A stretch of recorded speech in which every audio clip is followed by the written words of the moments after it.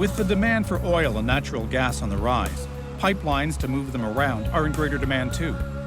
Tara Marsden, now a research associate based at the University of Northern British Columbia in Prince George, was Carrier Sekani's director of pipelines from 2006 to 2008.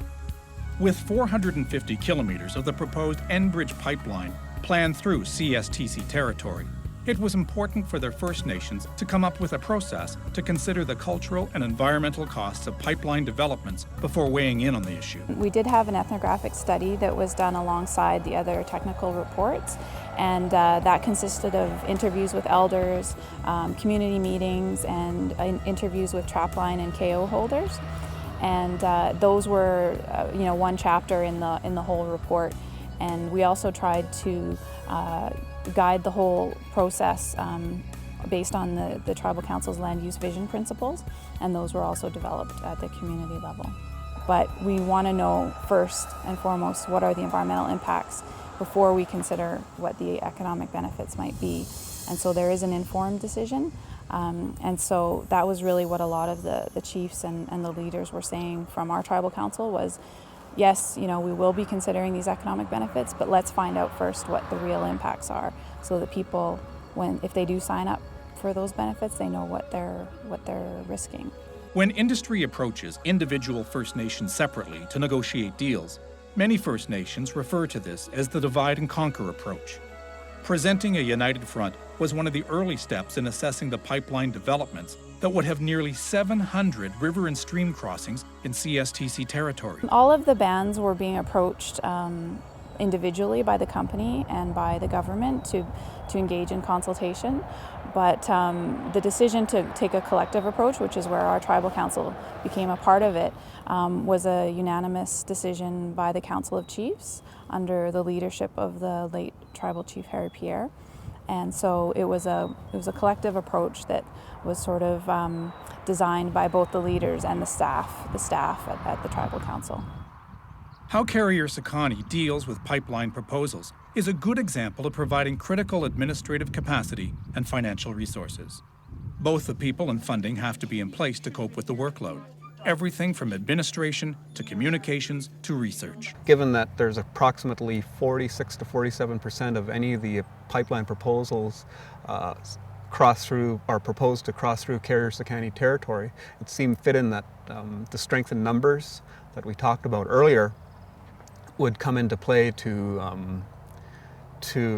develop an approach to deal with the companies, to create an administrative structure that would deal with the resource issues and the baseline study issues that the Tribal Council has worked with over the last few years. And I was fortunate enough that Carrier Sekani Tribal Council hired me to go out and to the communities and bring these companies out to the communities. And I had to give them a really a boot camp on how the protocols of going into an Aboriginal community and dealing with Aboriginal people. Being able to respond to proposed pipelines usually requires First Nations to conduct independent research because affected communities may have different issues, viewpoints, and priorities than the companies proposing the economic development. We found a lot of information on the number of spills, oil spills on these types of pipelines, and that kind of information the company's not going to be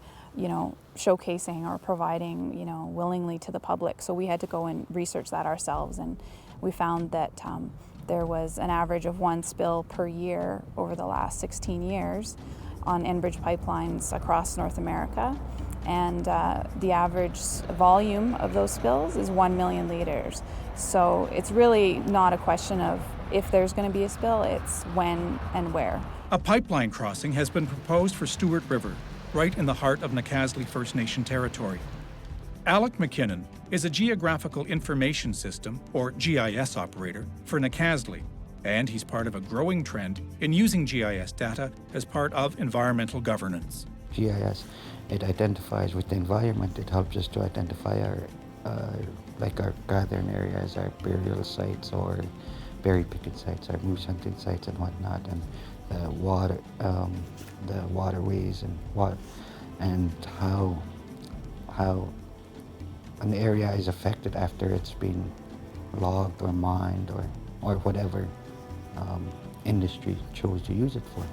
Geographical information systems have become such an important tool used by First Nations conducting their own research and managing their own information that CSTC employs Jamie Sanchez, a dedicated GIS expert and land use planner. In the case of the pipeline proposals, GIS and information management there was a critical piece because we needed to understand, the communities needed to understand where exactly geographically the proposal was going to go, where this pipeline was going to go.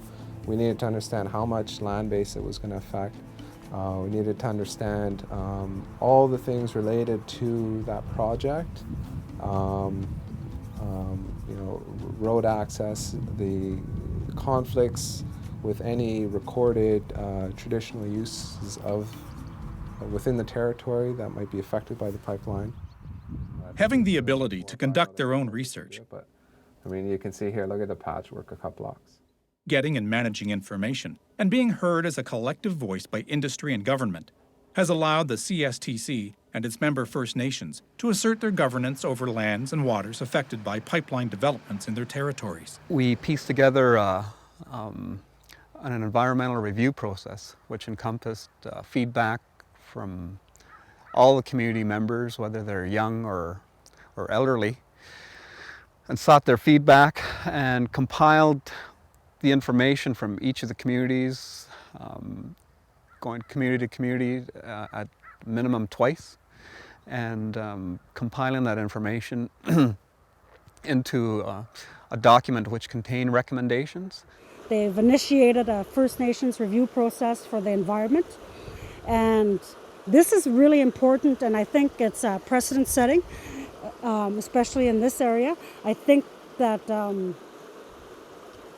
these processes are very important because it creates dialogue that never existed before, and our voice can be heard, and it wasn't heard before. We attempted to strike a balance and read the environmental review, CSTC environmental review process with some being conscious of the fact that the young people do need work, and also respecting the cultural values that the elders were expressing during the rounds of community consultations. Due in part to First Nations involvement, a decision on the proposed Enbridge pipeline has been postponed until further assessment can be completed.